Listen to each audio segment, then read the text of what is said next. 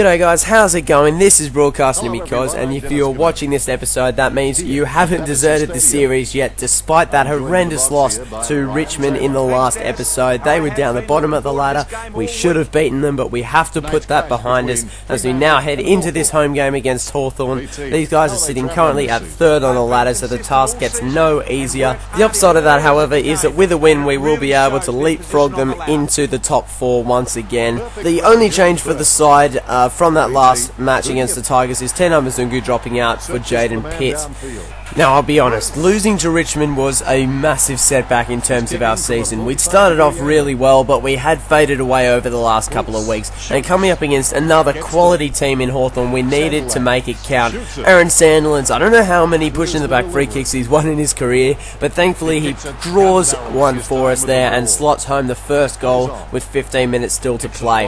Now, it was very interesting the way that Hawthorn looked to attack. They just bombed the ball long and aimed for either Roughhead, usually Roughhead, or Franklin at times as well, but Joe Roughhead did not have his kicking boots on in the first quarter. He just pulled that one from about 25 metres out straight in front, but finally Cameron Bruce was able to get Hawthorn's first goal on the board 8 minutes into the first quarter. In complete contrast to the Richmond game, we put Hawthorn under a lot of defensive pressure early on in this match. In fact, our first two goals came off the back of pushing the back free kicks, which we'd forced by locking the ball into our forward 50. A great mark there by David Mundy, running back with a flight of the ball, and he pops it short to find the chest of a diving Matthew Pavlich, who will walk back and slot that through every single time to put us 2 goals up with 7 minutes to play. Well, Jared Roughhead was definitely the Hawks' target man going up forward. They kicked to him at every opportunity, and he had quite a few chances to kick some early goals in this match. You saw him miss that one earlier from pretty much dead in front, and he did the same thing again here. With just 2 minutes to play, he slid it across the face and kicked another behind from pretty much straight in front, and with just a minute left to play, he took a mark from a very tight angle, I might say, but surely a player of his calibre would score from there. No, he's just kicked it straight out on the full, and that is the way that we went into quarter time. Roughhead having a shocker early on, Pavlich with 2 goals, Barlow with 5 touches, a great start with an 11-point lead at the first break. Well, not much change for Hawthorn as the second quarter got underway, kicking to Jared Roughhead at every opportunity. Michael Osborne was there as well, but neither was able to take the mark. Stephen Hill with an exceptional blind handball to unleash Jaden Pitt, who himself releases Ryan Crowley, who finds a world of space, gives it off to Matt DeBoer, who sees Nat 5 all on his own after his man left him, and bang, coast-to-coast goal for Fremantle. That is what Hawthorn's tactics are costing them at the moment, and a lovely inbound kick finding Jack Anthony. Jay Van Bello was there as well, but Anthony was able to take the mark and slot through yet another goal. Well, it took him a quarter and a half to find his kicking boots, but Jared Roughhead finally came to play. He took a mark in the middle of the goal square, walks back and kicks his first goal of the game from point-blank range at long last. He's got his first and Hawthorn's second as well. Jack Anthony just loses the man that took the mark. Now, I don't know why the defender is spalling directly behind him where there's clearly no one there, right in front of the goal as well. Hayden Ballantyne crumbs that and kicks one of the easiest goals he'll ever kick. Osborne gets one back for Hawthorn, but they give away so many free kicks. They gave away just a ton of free kicks. Their tackling was completely reckless, Hawthorn. Jared Roughhead took another good mark. His marking was excellent. His kicking was still getting there, but he took a very good mark there over 3 other players and kicked his second goal of the game to bring the margin back to just 11 points. Now, if we pause the footage here, surely you would expect that player, Xavier Ellis, to run in with Zaf Clark to stop his run and make sure that Nat 5 doesn't have the easy chip into the 50. Now, roll the footage and watch exactly what he does. He follows him for a bit and then just goes for a bit of a stroll. Zaf Clark in all the space in the world, and Nat 5 is easily able to pop it to him. Where is Xavier Ellis? Oh, he's standing having a nice chat to Mark Williams right next to a fellow Hawthorn player. Don't know where the logic of the AI is there. Thankfully, luckily for them, Zaf Clark missed the goal. That could have been very costly. Don't know what on earth he was thinking there, but that is how we went into the halftime break. We had a 2-goal lead over the Hawthorn Hawks, who were the premiership favourites earlier on.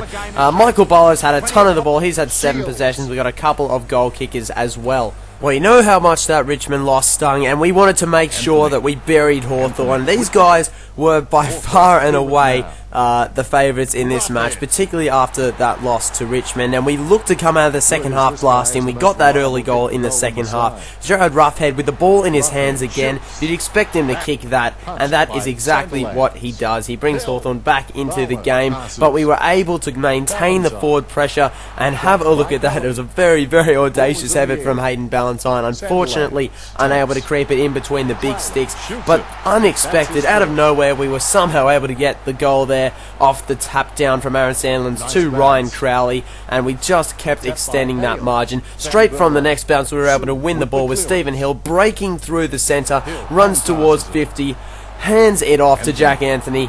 Bang, that's how it goes, my friends. Another one to the Dockers, and I tell you what, we were lucky they didn't get a quick one in return. Zach Dawson with a terrible handball, giving it to Surioli on a platter, but thankfully we were able to get a free kick just before he ran into that open goal. Not to say Hawthorn didn't have their chances to bring them back into the game. Michael Osborne had a chance with 4 minutes to play, just leaving that one out to hang outright.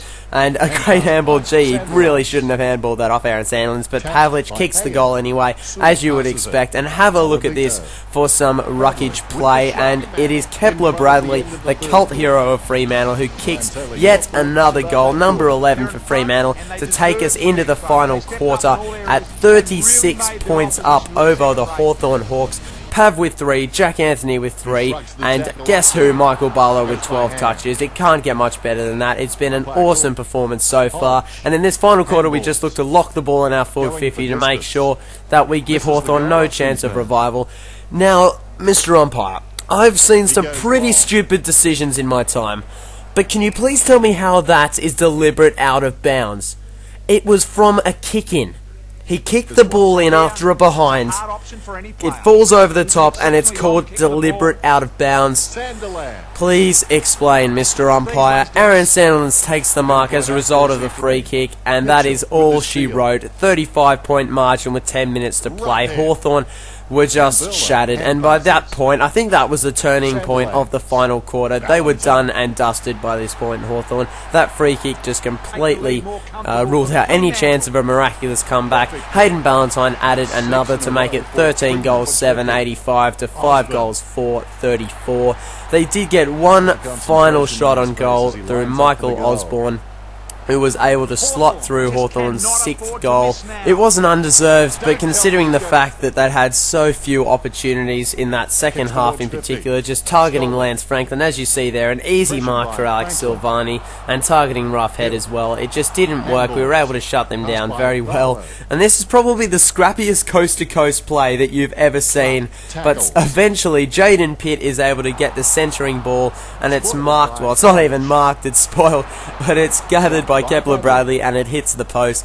I just love the way that was. We should have turned that over on so many occasions, but we eventually got the score out of it. Zach Clark was great in defence and all over the ground, and that is the way that it ran out, guys. We ended up 46-point winners over Hawthorn. That is called a response from the loss to Richmond last time around. Michael Barlow with 15 possessions, Pav with 3 goals, as was Jack Anthony. He kicked 3 as well. Bally with 2.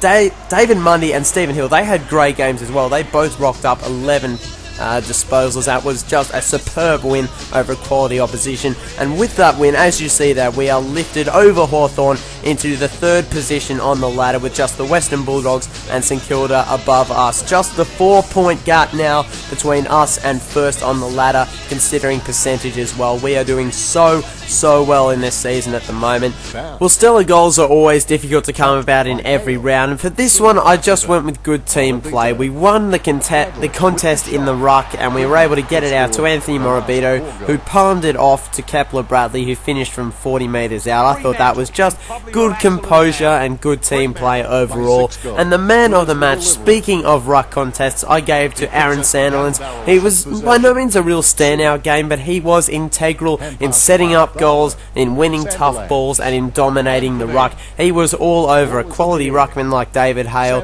We completely dominated the ruck, and that was, I think, the reason that we won the midfield battle and ultimately won the game. It was by no means probably his best game of the year, but it was really, I think, his most important and most influential game of the year. Well, that is the end of round 9 of this AFL Live Fremantle Dockers season mode, guys. Thanks very much for watching. If you want to click on the screen, you can go back to the selection page, which will show you all the matches that have currently been played and also the fixture for the rest of the season. If you enjoyed this video, please do consider leaving a like. I appreciate it as always. Thanks very much for watching, guys. You know the drill. Cheers and stay tuned.